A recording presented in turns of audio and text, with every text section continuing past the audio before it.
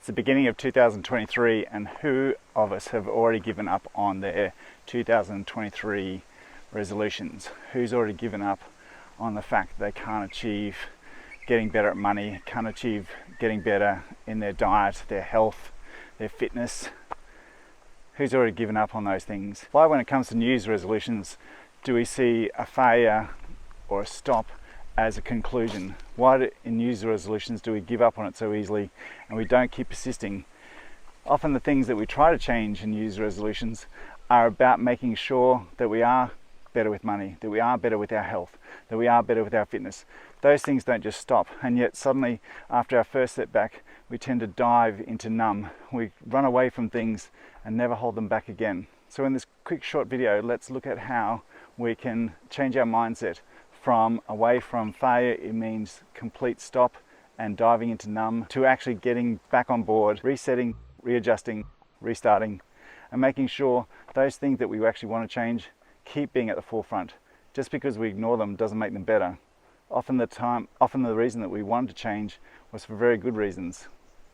Let's keep that reason. Let's keep that why important and make sure that we get back into it. My name is Ben Nedfield, I'm a leadership coach, and this video is about making sure that you can understand the changes that you want to do and you can understand the why that is still important in those changes. Please like and subscribe, it really helps the channel, and make sure you drop me a comment about how you've gone from the first plan and renewed it, made sure it actually can be a work in progress. So do you want to accept this failure? Do you want to dig in, make a change? Change is never easy. We somehow think we're a New Year's resolution that change is going to be this, well, I've made this moment and that's all it's going to be. And yet we all know that change that is worthwhile, that is worthy, is delayed gratification. Studies have shown for ages that people that are high performers often have a good relationship with delayed gratification. And New Year's resolutions really show us that trend. New Year's resolutions are about getting out there, starting, and then often burning out because we haven't actually made the steps possible to keep sustaining it. We've just gone on that euphoria of I'm going to change and I need to change. Meet your failure as the bigger person. Learn the lesson, make changes in your plan, and work again. This is an important quote that talks about the fact of making sure that we make adjustments. No plan is set in stone. Allow yourself to progress, allow yourself to adjust. We can't be inflexible in life. A New Year's resolution is often made because we want to make that change. Don't lose sight of that. The change is still important. How we go about it, how we grind through it, how we hold on to it, you can actually get this done. Don't throw it all away by February of the new year. You want to make the change. Don't let the change be forced upon you later.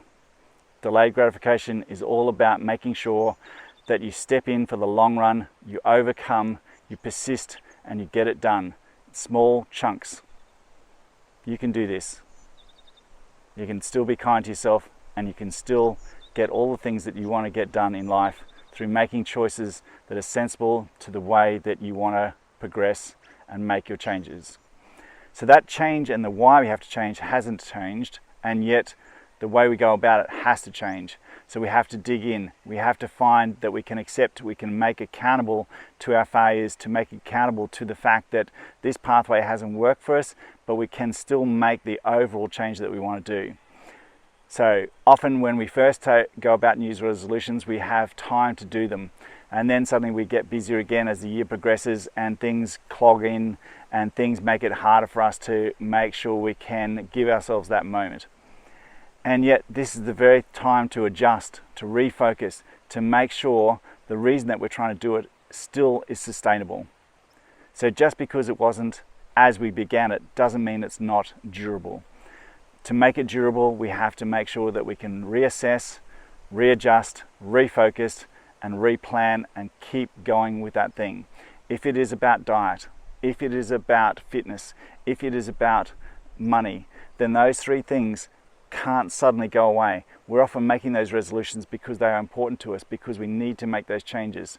It's often better to make those changes when we're not chronically sick, when we don't have to, when the change isn't forced upon us. Isn't it better to do it on your terms than to do it on the terms that someone's forced upon you? So make those changes, stick with them. The next video is about how to be accountable and yet still kind to ourselves. Sometimes we think of that kindness as a weapon that doesn't let us still progress. You can still make those changes. Not everything is possible all at the same time, but you can choose for the longer run to make the difference that you want. Are you going to step forward and stick with it, or are you going to have that choice in 2 or 3 years thrust upon you? Better to make it on your terms, in the progression you want, in the style that you want, under the terms you want, than having it made for you and you have no say in it. Stick with that resolution. Make this year important to the changes that you want to make. Make this year important to the person you want to become and the things that you want to have for the long term. Good luck. Remember to be kind. And the most important person to be kind to is yourself. Take care, and I'll see you on the next video.